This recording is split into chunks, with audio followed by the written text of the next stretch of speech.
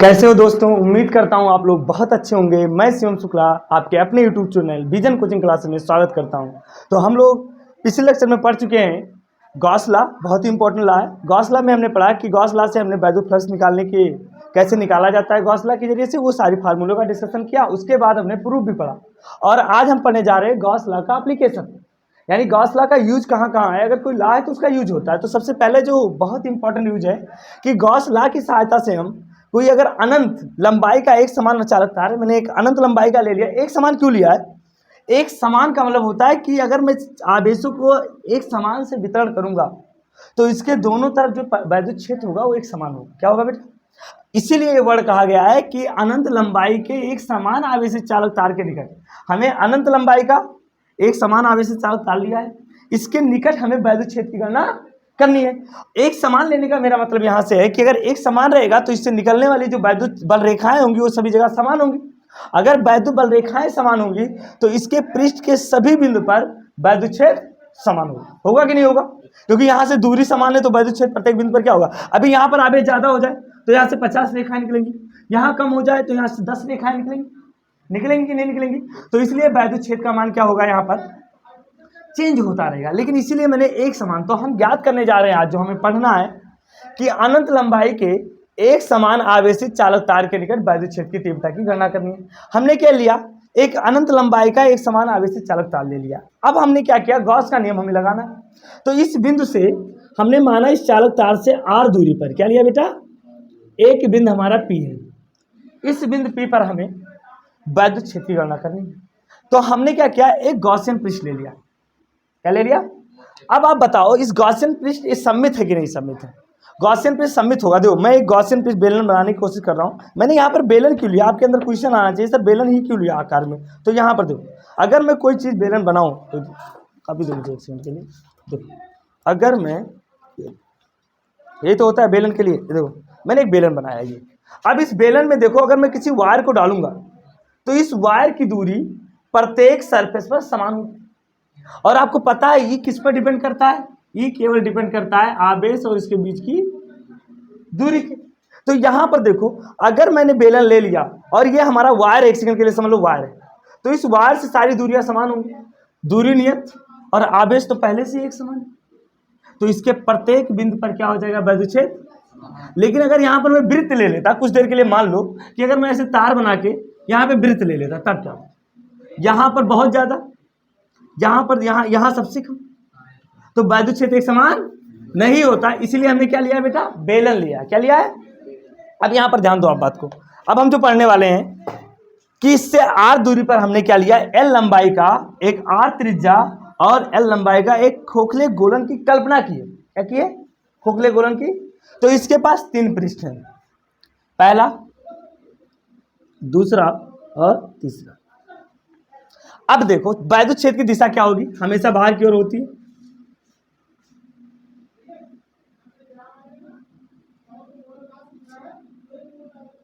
ये जो होगा वैद्युत क्षेत्र, सब बाहर की ओर की वैद्युत बल रेखा। यहाँ पर भी वैद्युत क्षेत्र क्या होगा? बाहर की ओर होगा कि नहीं होगा?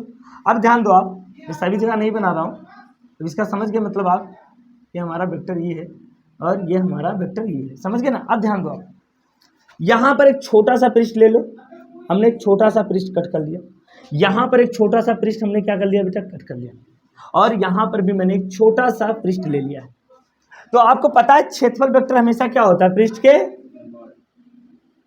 ये होगा। यहाँ पर क्षेत्रफल और कहाँ होगा? डी होगा। यहाँ पर क्षेत्रफल और किधर होगा? अब देखो इन पृष्ठों में ई और डी ए के बीच एंगल कितना है? 90। यहां पर कितना है बेटा? यहां पे कितना है? 0 है।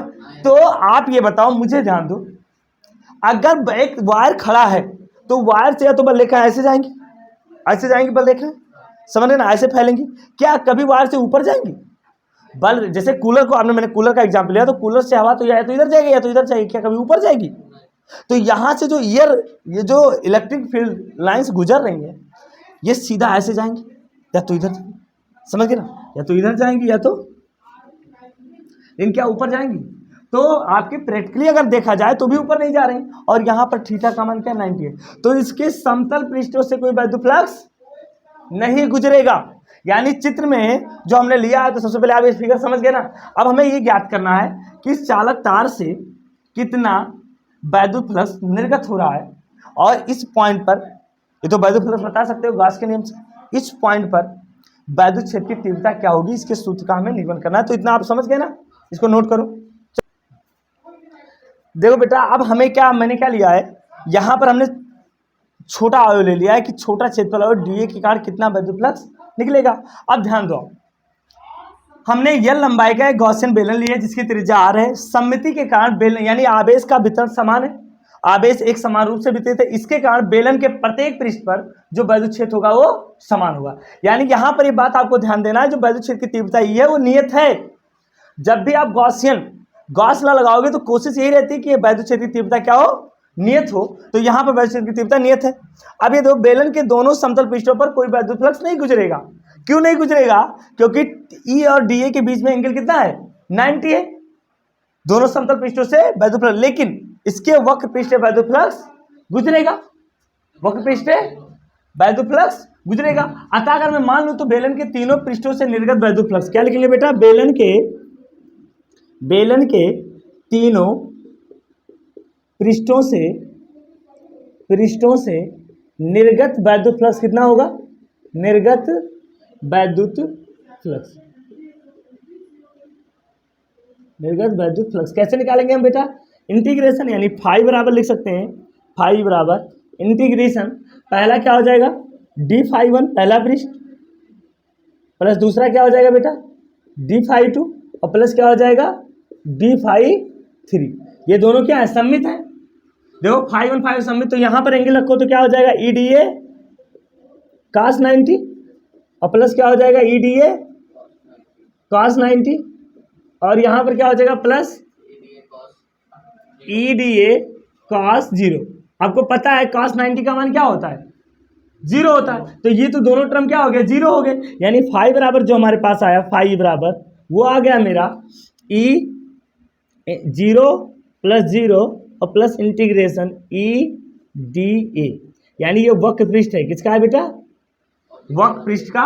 ये पृष्ठ समाकलन होता है, रेखीय समाकलन के लिए हमने वक्र पृष्ठ के लिए निकाला है, ठीक है। तो यहाँ से फाई बराबर क्या आ गया बेटा, ई डी ए आ गया, समझ गए। तो इन दोनों पृष्ठों से कोई वैद्युत फ्लक्स नहीं गुजरेगा। अब यहाँ ध्यान दो आप, हम बात करते हैं, तो बेलन के वक्र पृष्ठ से निर्गत कुल वैद्युत, अतः बेलन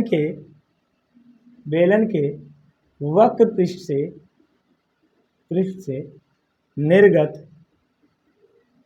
वैद्युत फ्लक्स, बेलन के वक्र पृष्ठ से निर्गत वैद्युत फ्लक्स, यानी यहाँ से आ जाएगा फाई वक्र बराबर आ जाएगा इंटीग्रेशन, क्या हो जाएगा फाई बराबर हो जाएगा इंटीग्रेशन लोग वक्र पृष्ठ से क्या हो जाएगा इसके ई डी ए, ई को बाहर कर लो तो ई बराबर कितना, ई जब बाहर हो जाएगा तो ई कांस्टेंट है तो डी ए आ जाएगा, और ये डी ए क्या है, बेलन का वक्र पृष्ठ का क्षेत्रफल।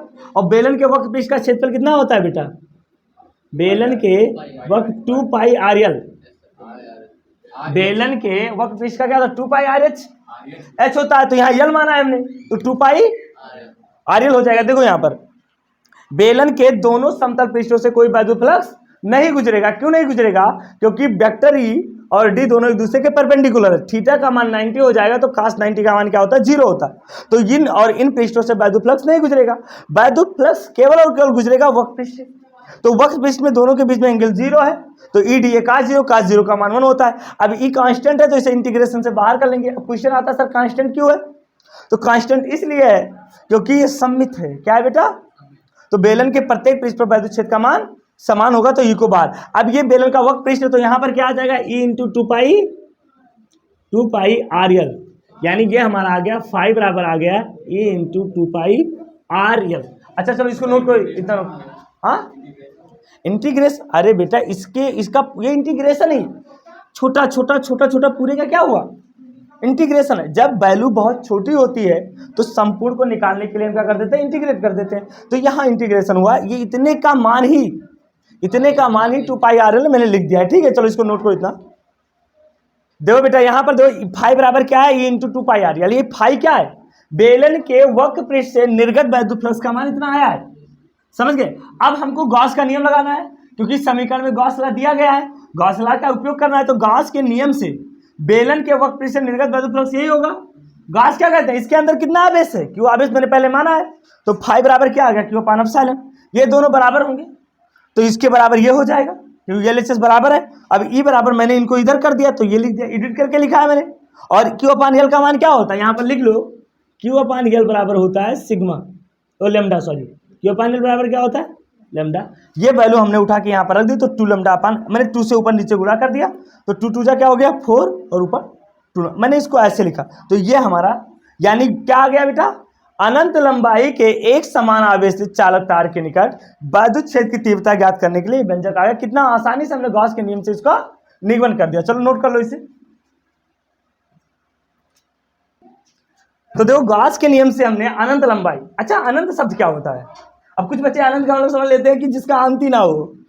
फिजिक्स में अनंत जानते उसे कहते हैं जहां पर हमारी सीमा खत्म हो जाए, मतलब हमारा पावर लगना बंद, हम जिस एरिया, जो रेंज है, हमारे रेंज के बाहर जो चीजें होती हैं वो अनंत होती हैं हमारे लिए, समझ गए ना।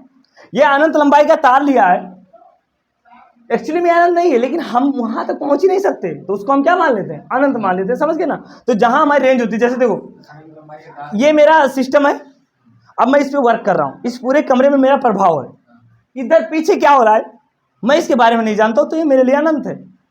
हमारे इस दीवार के पीछे क्या हो रहा है इसके बारे में कोई इंफॉर्मेशन तुमको है, या हम लोग जानते हैं इस समय, तो वो चीज हमारे लिए क्या है, तो अनंत फिजिक्स में वो चीज है जहां पर हमारी लिमिट ना लगे, जहां हमारा रेंज, जैसे इसीलिए फिजिक्स में अनंत चीजों को हम मान लेते हैं कि यहाँ हमारा रेंज नहीं है, वही अनंत होता है। तो देखो मैंने ग्राफ में खींचने जा रहा हूँ, इसके बीच में ग्राफ खींचने जा रहा हूँ बेटा, यहाँ पर दो चीजें, ई और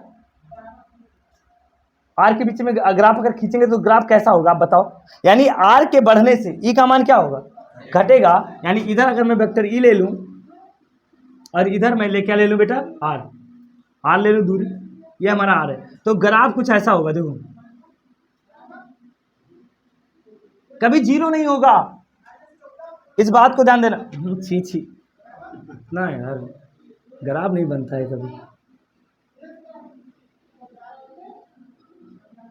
कभी जीरो, ये क्या बताता है, टच नहीं कर रहा है, थोड़ा सा भी टच नहीं, हाँ जीरो के करीब है लेकिन जीरो, इसका मतलब क्या हुआ, क्योंकि मैंने एक वर्ड बताया था जब मैं आपको वैद्युत बल रेखा पढ़ा रहा था, तो मैंने एक चीज बताई थी कि वैद्युत बल रेखा टुवर्ड्स द इन्फिनिटी, अनंत तक क्या होती है, ट्रेंड करती है, यानी अनंत तक होती है, जीरो इनकी वैल्यू कम हो सकती है, इसीलिए इलेक्ट्रोस्टैटिक फोर्स क्या है, दीर्घ बल है, ये खत्म होने वाला नहीं है, मतलब हाँ तुम्हें लगेगा खत्म हो चुका है, लेकिन ये इसीलिए कहते हैं बेटा कोई चीज खत्म नहीं होती जो तुम करते हो, याद रखना। चलो इसको नोट करो, बना लो ये ग्राफ। हाँ देखो बेटा उसी फार्मूले से जो भी हमने डेरिवेशन पढ़ा है उसमें पूछ रहा है कि कोई अनंत रेखिक आवेश से 2 सेंटीमीटर दूरी पर जो वैद्युत क्षेत्र की तीव्रता और 9×10⁴ उत्पन्न करता है, यानी एक अनंत रेखिक आवेश है, अनंत रेखिक कोई तार होगा अनंत लंबाई का, और उसके 2 सेंटीमीटर दूरी पर इतना वैद्युत क्षेत्र उत्पन्न हो रहा है, तो रेखिक आवेश घनत्व, यानी रेखीय आवेश घनत्व की गणना करनी। चलो आप लोग पॉज करके इस सवाल को लगाने की कोशिश करो, लगाएंगे हम लोग।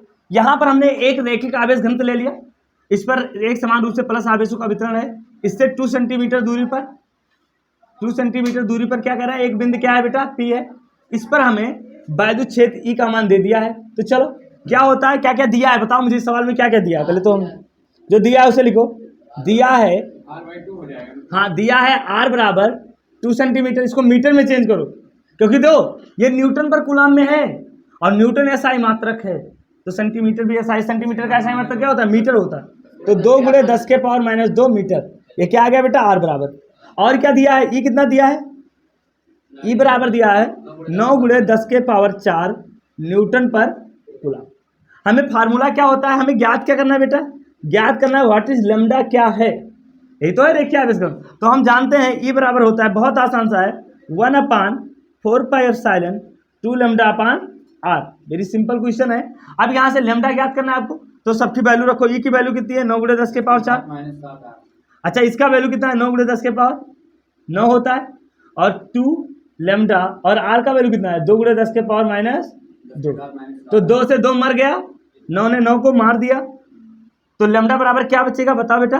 लेमडा बराबर बचेगा 10 के पावर 4, ये इधर आ जाएगा तो 10 के पावर -2, और ये हो जाएगा 10 के पावर प्लस 9। ऊपर जाएगा तो क्या 4 में से 2 जाएगा तो 2, और ये ऊपर जाएगा तो -9, और 2 में से 9 जाएगा तो कितना हो जाएगा 10। लेमडा बराबर क्या आ जाएगा 10 के पावर -7 मीटर पर क्या होता है कूलाम पर मीटर, क्या होता है कूलाम पर। आ गया ना, देखिए आप इसकी गणना हो गई। चलो देखो नेक्स्ट क्वेश्चन एनसीईआरटी का है। ये कह रहा है 4 × 10⁻⁹ कूलाम मीटर द्विध्रुव आघूर्ण का कोई वैद्युत द्विध्रुव 5 × 10 के पावर 4 परिमाण के किसी एक समान वैद्युत क्षेत्र की दिशा में 30 अंश पर रखा हुआ है। ये सवाल आप लगा सकते हैं, यानी कोई वैद्युत द्विध्रुव है, उसको एक समान वैद्युत क्षेत्र में हमने 30 अंश पर रख दिया है, तो इस पर लगने वाले कार्यरत बल आघूर्ण की गणना कीजिए। चलो पॉज करके सवाल लगाओ आप लोग, ये सवाल चलो लगाओ। देखो क्या क्या दिया है, पहले क्वेश्चन लगाने में दिया क्या क्या है बेटा। दिया है कूलाम मीटर किसका मात्रक होता है द्विध्रुव, वैद्युत द्विध्रुव आघूर्ण का होता है। पी बराबर क्या होता है 2 Q, यानी ये दे दिया है कूलाम मीटर। और क्या दिया है, ई कितना दे दिया है 5 × 10 के पावर 4। थीटा कितना दे दिया है न्यूटन पर कूलाम, थीटा दे दिया है 30। हम जानते हैं टो बराबर क्या होता है पी साइन थीटा। रखो वैल्यू उठाओ, तो पी है 4 × 10 के पावर -9, ई है 5 × 10 के पावर 4, और साइन 30। सवाल तुम लोग जान लो, ये न्यूमेरिकल जो भी दिया जाए बहुत आसान होते हैं, बिना मुझे बताना ना पड़े, ऐसे ही लगा लिया करो। 5 4 जा कितना होगा 20, यानी 20, और ये क्या है ये 10 के पावर 9 है बेटा, सॉरी -9, तो 9 में से 4 जाएगा तो कितना बचेगा -5। साइन 30 का मान क्या होता है हमारा 5, तो ये हो जाएगा 10 × 10⁻⁵, यानी 10⁻⁴। मात्रक क्या होगा जूल या न्यूटन मीटर, क्या लिख सकते हो न्यूटन मीटर या जूल लिख सकते हो, ठीक है। चलो पास करके सवाल लगाओ आप लोग।